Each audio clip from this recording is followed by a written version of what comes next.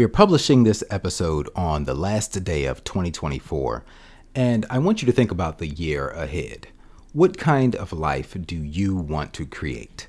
Whether you're dreaming of moving to a new country or staying right where you are, today's episode is packed with personal stories, insights, and tips to help you make 2025 your best year yet. Let's dive in. Welcome to the Kingspiration Podcast. This is the place where you'll learn how to get unstuck and gain momentum in your life and business. Each week, we tackle the real aspects of entrepreneurship, personal development, relationships, and fitness. I'm your co-host, Ethan King, from Atlanta, Georgia, USA, entrepreneur, TEDx speaker, and best-selling author of Wealth Beyond Money. And I'm your co-host, Justin King, no relation to Ethan, from Cape Town, South Africa, entrepreneur, speaker, and business growth strategist. Our journey crosses continents and cultures, sharing wisdom and experiences to propel you forward. Welcome to Kingspiration. Let's start the conversation. So would you ever consider moving to another country? Like you were born a citizen in the country where you live. Would you consider moving to another country? And if so, Justin, I'm going to ask you first, what would be the top three places, the top three countries you would consider moving to, and why? So I've got an interesting answer to this question because I did previously consider moving to another country. I went through the entire process of moving to another country, and then I just didn't move to another country. And I'll tell you why. So prior to my ex-wife and I getting married, we had made the decision to immigrate to Canada and more specifically to Vancouver. So we had given that a lot of thought. Vancouver appealed to us for a variety of reasons. Went through the whole process of going through our application. You've got to write some exams and doing all of this. My wife my ex-wife, my wife at the time, being 6 years younger than me, she got additional points in the application. So she was the primary applicant. And anyway, we were I'll give you the whole story. We had moved out of our place locally. We had sold all of our stuff and we were literally about a month away from heading over, and COVID hit. Everything locked down. We were just waiting on getting our visas, essentially, and everything just granted an absolute halt. And then we just couldn't get an update on what was happening with this process. It took about 18 months, I think, where we just basically didn't hear anything. And during that time, unfortunately, my relationship kind of fell apart.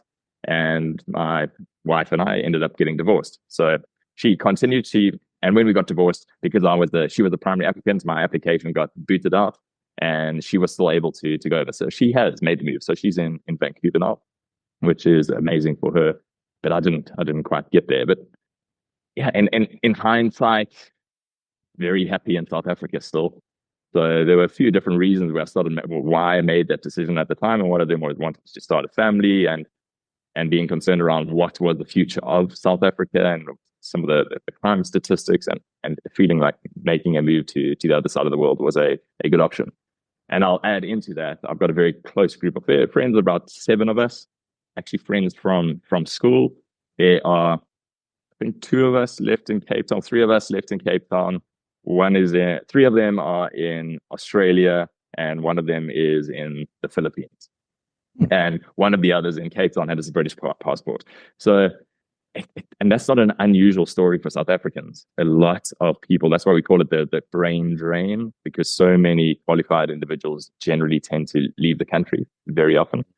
But there seems to be this exuberance and hope at the moment. And I think a lot of people have moved back, and a lot of people that would ordinarily leave have decided to stay. But the numbers are dramatic around how many people do leave the country. So, sorry, a bit of a long-winded story there. So I have been through the process and the emotional process of making the decision and then it not happening, which is quite a big one. If I had to list 3 countries, it would probably be the US. Canada would still be up on the list, although I know the weather is miserable. And then I would struggle to overlook Australia, although a lot of people hold me over the coal saying that it's a nanny state and it's way too boring. But wait, did you say a nanny state? A nanny state. What is that? There are far too many rules in Australia that everybody has to abide by, and everybody is far too rule conscious in Australia. So people call it a bit of a nanny state. Huh. That's why when you have young Australians traveling outside of Australia, they are absolutely wild hooligans, which are always Oh, very okay. very interesting. That's funny because in my mind, I'm thinking every Australian I know is pretty wild. Yeah, exactly. That's Now we know funny. why. So Okay. obviously that's a massive generalization. Massive Yeah. generalization Right. I'm Right. making. So, and the reason I put it on my list is that all my friends that have moved there, they've got families and they are all extremely happy. Really, really happy. So yeah, US, Canada would be up there, Australia would be up there. There are a few other countries, although English is quite important. So it's difficult to put non-English speaking countries onto the list because that just makes it so difficult to then make the move. Hmm. More challenging, not impossible, but it makes it more challenging. So those are probably the three that I would go with. Okay. Interesting. Yeah. For me, Costa Rica would be one. And the reasons, it's absolutely beautiful. I mean, there's so much. It's a small enough country that you can just drive across the country in less than a day, and it feels safe. My Spanish is pretty decent, and if I live somewhere for a month, my Spanish will be awesome. So, being that I don't live in a Spanish speaking country, I can hold a conversation in Spanish. That's pretty good right now. I Yeah, have 730-day streak on Duolingo. So, amazing. yeah. But I mean, I just absolutely love Costa Rica. I've been there like 3 or 4 times, and it's been a different experience every time, but always one that warms my heart when I think about it. And I feel like I can get around very easy. The infrastructure is there. There's a huge expat community there. I think one time, cool story. I went there with a group of entrepreneurs, and we took a break and we went to a cigar bar. We just walked to this random cigar bar and sat down and we're sitting on these sofas smoking with, and there was this other random guy in there who we struck up a conversation with. He happened to be the founder of Lazy Boy Furniture. And I don't know if you've heard of Lazy Boy, but it's a Yeah, huge, okay. So this guy randomly, we're smoking cigars with him and he's telling us his story, and he's an expat. He moved to Costa Rica and he's just chilling. He's living his amazing. best. And I meet so many entrepreneurs that got burned out by the entrepreneurial hustle. They just moved to Costa Rica, where it's kind of this surfer, bohemian vibe. Everybody's laid back. So that's kind of appealing. And of course, your dollar goes further. I mean, the cost of living is so much lower there. Or the And guys are then, so next would be probably a tie for the next two would be Dubai. I have friends who have moved there. They have a lot of economic incentives to move there, especially to start a business there. They're like no taxes or something, or maybe that, I don't know yeah, if that's for the citizens or what, but I know it's an expensive place to visit. But from what I hear, it's actually a lot more affordable to live there, and it is so safe and so mm, clean. I mean, it's just one of the and they're so advanced with everything. Everything is futuristic. It feels futuristic.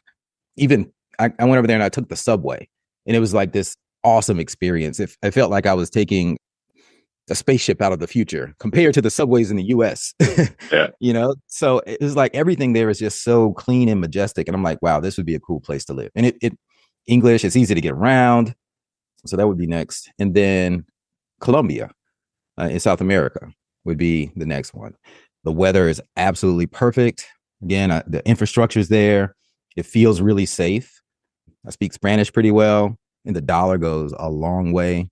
The food's great. The people are nice. Absolutely love Colombia. So those would be my top three.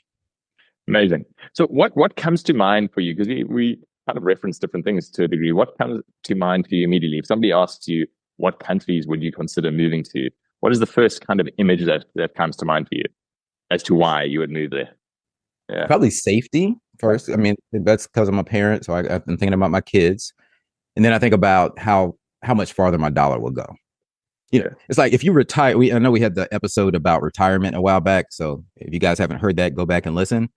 But when you think about retiring, it's really just calculating, okay, how if I were to stop working today, how much runway do I have? How many years can I live on what I have saved up, plus the interest I'm going to earn on that?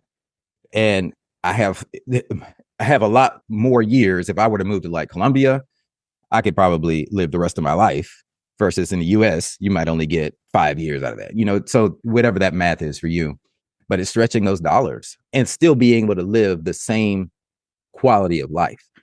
having the same, hospital structure, schools, internet, things like that. I like it.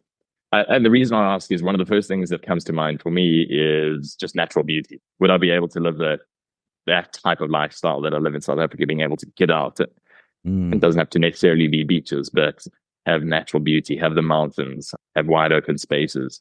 That's really important to me. But like you've said, and all the other things that you've referenced, it doesn't help if you've got that, but there's zero safety. Your dollar doesn't go anywhere. There's not any infrastructure, and. So it becomes it's a real process to figure out what the right call would be.